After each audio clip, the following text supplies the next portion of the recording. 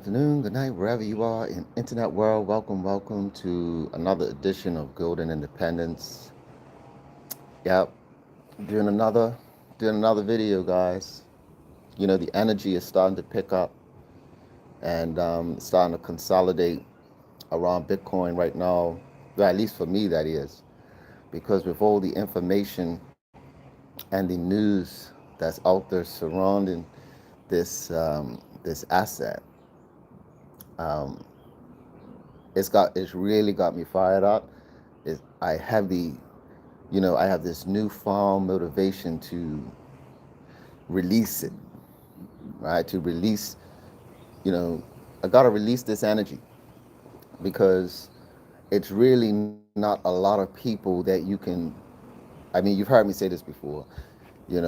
My sphere of influence is, is when it comes to the topic of Bitcoin or cryptocurrency, it's either non-existent or their mindset is that of gambling, right? Meaning, they're trying to, the people who are just the people who I know who are just getting into it, they're gambling with it. So they're trying to find new Bitcoin. So they're not looking to understand the space, right?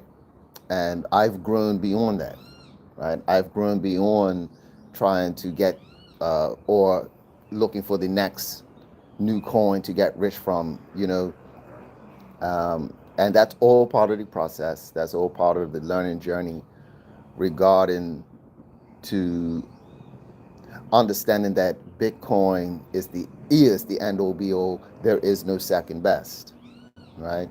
There is no second best. Period. It's just Bitcoin, and everything else is entertainment or education, right? So if you're involved in another project, or if you maybe start another project, right? Um, it's either going to be entertaining for you, or it's going to be educational. You're going to learn a lot more from that experience of whichever one, whether it's education or entertainment, right? You're going to learn.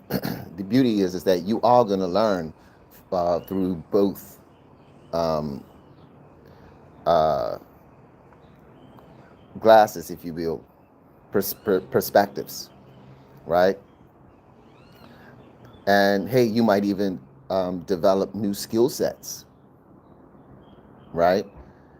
And I encourage anyone to get into the space, however, right? Because at the end of the day, you are going to learn. But I'm doing this stream because of my education regarding Bitcoin specifically, is that there is no second best.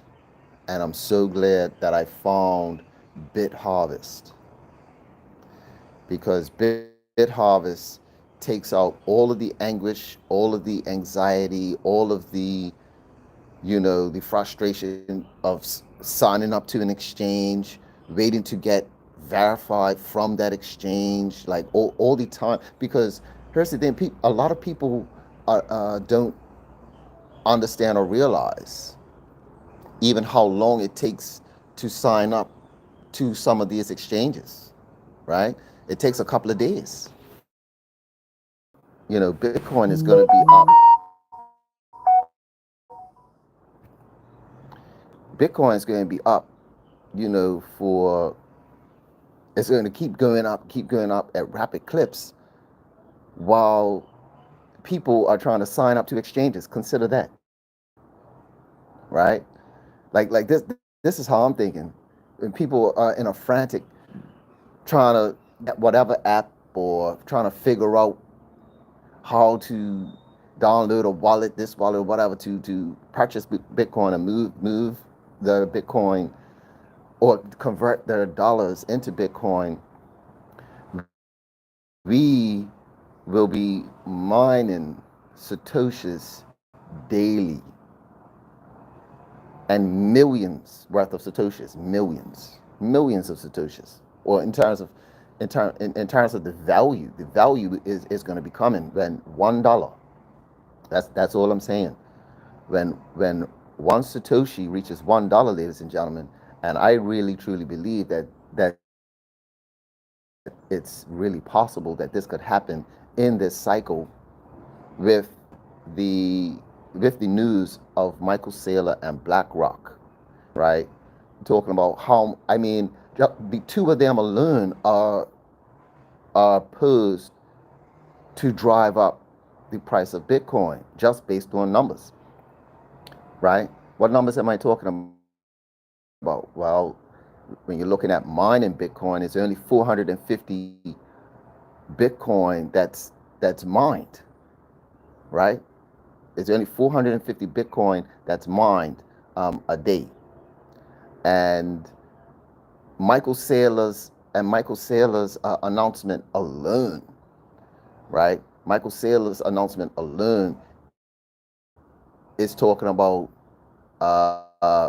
over 500 a day, 500 Bitcoin a day, like meaning his 42 billion, right? His looking to get 42 billion, raise 42 billion to buy Bitcoin, and over the course of the next 3 years, he's going to be using that 42 billion to acquire Bitcoin, and the amount of Bitcoin that gets is more than the mining supply, ladies and gentlemen. So that in and of itself, the other 100 or whatever that he wishes to get, he's got to get it from the public exchanges. And that's both of them, whether it's BlackRock or MicroStrategy. So both of them are going to wipe out the mining supply. And I mean, well, consider this, ladies and gentlemen. BlackRock acquired 12,000 Bitcoin in one take. Where'd they get that from? You see what I'm saying? Like, we hear of these things after the fact, right?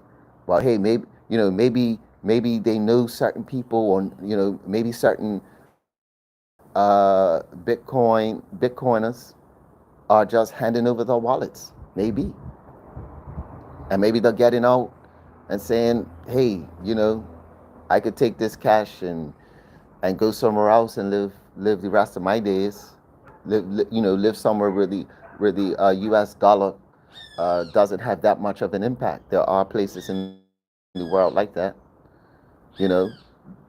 where it's there are no troubles in the world, right? You're not bombarded by helicopters and gunfire and sirens, and you're at peace, kind of like where I'm at right now, at peace. You hear the birds chirping. My heart rests more in peace knowing that I'm mining satoshis every day with BitHarvest. And when one satoshi, which is fractions of the Bitcoin, goes to $1, and then $10, and then $100 for one satoshi, and we're mining satoshis on a daily basis. This is a powerful thing. Why people listen? I saw some information that the same amount of people who are looking at Bitcoin now is the same amount of people looking at Bitcoin, back in 2020 when you see what I'm saying. So you would have thought that because of it going up back in 2020, that more people would be trying to figure out how to get Bitcoin, right? And that's not happening. And it's the same amount of people, right? This is according to Google Analytics. It's the same amount of people who are looking into Bitcoin in terms of numbers. It's not growing.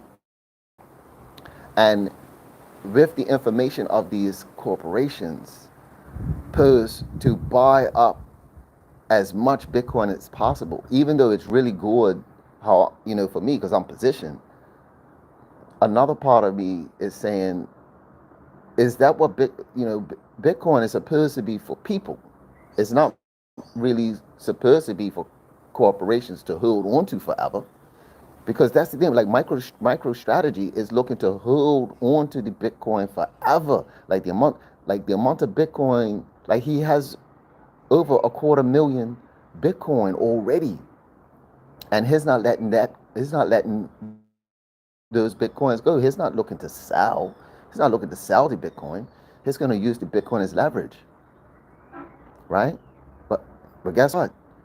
After this election, ladies and gentlemen, I could see that in the near future, in like 2025, the laws and regulation is gonna open up to whereby we will be able to leverage our satoshis with BitHarvest. We won't have to sell. Like, think of that. We won't have to sell our satoshis. The banks will welcome people who have um, satoshis to come in, and they'll give you a nice leverage. They'll give you credit, a good credit line for your satoshis. If you leave your satoshis or some of your satoshis with them at the bank. So imagine that. Well, we are already mining millions of satoshis daily. So imagine we'll be able to take 10 million satoshis one time, and it'll be nothing because we are already sitting on billions. We're sitting on billions worth of satoshis, and we'll be able to take, you know, our millions, or even, I mean, we don't have to go as high as billions. We could even say millions, and then we could park, a couple of 100,000 and get a line of credit, right? We could park 200,000 and, and 10x it and borrow 2 million against it, right? Borrow 2 million. Here's my 200,000 worth of satoshis. I want to borrow 2 million. And with that 2 million, right, you could do whatever it is that you need to do. Start a business, vehicles, whatever. And while you're using the bank's money, right, they are also using, and they're also going to use your satoshis, right, for the market to leverage. So it's getting, they're going to use it too. That's leverage. But the asset stays there, and it's going to continue to grow. And then your 200,000 satoshis at the bank actually turns into the value of 2 million, right?